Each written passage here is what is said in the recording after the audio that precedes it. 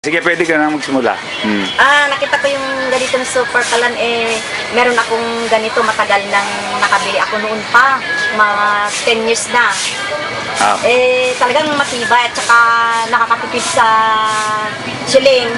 Kasi pag gumagamit ako ng siling, matagal yung siling namin. Itong ginagamit ko ilang putol na kahoy lang, nakakapalambot na ng mga buto ng beans o kaya pang ng kanin, madaling paglutuan, tsaka matibay talaga.